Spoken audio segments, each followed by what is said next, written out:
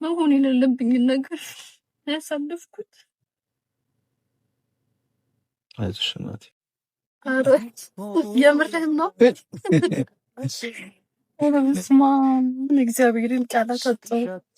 ራሽ 50 ብር አጥቼ ምግብ ማለት መሰደድ ነበር። አረብ ሀገር ሄድኩ። አረብ ሀገር በአራጣ ተበድሬ ነው የሄድኩ። የተወሰነ ራሴ ነበረ። ከዛ በአራጣ ተበድሬ እስከ 100,000 ብር ቆጥሮ 4 ወር ምናምን ሰርቼ ላኩኝ የብድር። ከዛም በኋላ ቤት በጣም ብዙ ነገር ጎሎ ነበረ። ያን ሁሉ ሸፈንኩኝ እኔ ማለት ነው። ከዛ እናቴ እንደዛ አላሳደገችኝም፣ በጉልበት አላደኩም እና እዛ በጣም ተጎዳው። ስራ እዛ 3 ሰዓት 4 ሰዓት ነው የምንተኛው። ከዛ ውጭ ስራ ነው በቃ፣ ሌሊትም ቀንም ስራ ነው። በቃ አልቻልኩም። መጨረሻ እየወደኩ ነው ሁላ። ከባድ ዕቃ አነሳለሁ። እዛ አልቻልኩም። ወደ ሀገር ላኩኝ ብዬ ገባሁ። መጥቼም ምንም ብር አልያዝኩም፣ ባዶ እጄን የመጣሁት ምንም አማራጭ ስለሌለኝ አሁንም እንደገና የሰው ቤት በ5,000 ብር። ከዛም መስተንግዶ ሞከርኩኝ።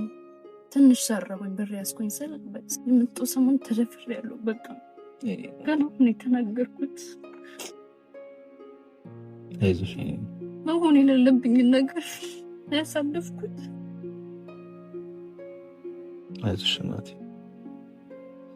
እና በዛ ምክንያት መታከም ሁላ ነበረብኝ፣ ግን በብር ምክንያት አልታከምኩም። በቃ እንደዛ እያሳለፍኩኝ አሁን ያለሁት በቃ ቤተክርስቲያን ነው የማድረው። ምግብ በቀን አንዴ ከተገኘ አንዴ ይበላል፣ ካልተገኘ በቃ የምታድሩን ቤተክርስቲያን ነው። አዎ ዛሬም የካምኬል ነው ያደርኩት። ምግብስ ምናምን በረከት ይመጣል። አሁን እንትን ስለሆነ ፍልሰታ ስለሆነ ቢያንስ በቀን አንዴ እንኳን ሳትበላ አታድርም። ዝክር ሰው ያመጣሉ። አዎ በረከት ዝክር ምናምን ያመጣል። ዳቦ ነገር ወይ እንጀራ ተቋጥሮ ይመጣል። ስንት ዓመት? 21 አንድ ዓመትሽ ነው? አዎ ትንሽ ተጎሳቆየ ነው። የኔ እናት በዚህ እድሜሽ ነው ሁሉ መከራ ያየሽው? በልጅነቴ ነው። በጣም ማለት ሰው የሚያይ ማለት ነው ላይፍን ነው የሚያየው ነው። ውስጥህን ቁስልህን የሚያውቀው እግዚአብሔር ነው። እውነት ነው። እና በጣም ተጎዳሁት ውስጤ። እሺ የኔ እናት እግዚአብሔር አለ። ያው እንዳልኩሽ እኔ መልእክተኛው ነኝ። እቺ ስንት ትመስልሻለች?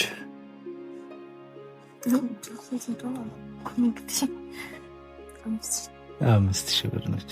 ይቺንም ያዥ። እንዴት ነው? እኔ አላመንኩም ማለት እንዴት አልጠበቅኩም እንደዚህ። እውነት ሌላም ነገር ነው የሚገባሽ፣ ያው ከአቅምም አንጻር ምናምን እንጂ እኔ እንጃ። እግዚአብሔር ይክፈል። እኔ እውነት ምንም ላደርግልህ አልችልም። ስንት ሆነ?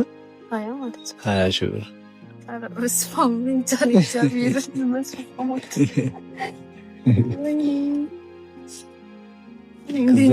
ሲጨመር ኧረ የምርህን ነው? ኧረ በስመ አብ እግዚአብሔርን ቃላት አጣሁ። ጭራሽ 50 ብር አጥቼ ምግብ መብያ ማለት እግዚአብሔር ከፈለገ እኮ ምንም ያደርግ። እንጃ ምን ልበል። አይዞሽ እናቴ፣ ምንም እንድትይ አይደለም የሰጠሁሽ። እኔ እንዳልኩሽ መልእክተኛ ነኝ። ሰው ነው እግዝ እያለ የሚልክኝ፣ እነሱን ነው የምታመሰግኝልኝ። እግዚአብሔር ይስጣቸው። ልጅም ካላቸው ልጆቻቸው እግዚአብሔር ይጠብቃቸው። በቃ እግዚአብሔር ይክፈላቸው። ብዙ መረቃት አልችልም። አሁን ደስ ብሎሽ? በጣም እግዚአብሔርን በስመ አብ እግዚአብሔር እሱ ነው የላከህ አንተ። እውነት ጭራሽ እኔ እንደዚህ አልጠበቅኩም እና ቃላት የለኝም። እግዚአብሔርን አሜን። እግዚአብሔር ስጥልኝ። እንኳን ደስ አለሽ። ለምስጋና ቢያንስ ባገኛችሁ እግዚአብሔር ምንም ምስጋና አልፈልግም። እኔ እግዚአብሔርን አመስግኝ። እሱ አይደል የሰጠሽ? እሱ ነው መስገን። ጸሎት አድርጊልን። አለቀ። ብቻ አንቺ ደስ ብሎሽ ማየት በራሱ ለኔ ትልቅ ነገር ነው ማለት። መልካም ጊዜ። ሰላም ሁኚልኝ። ዞብሽ እንዳይሄድ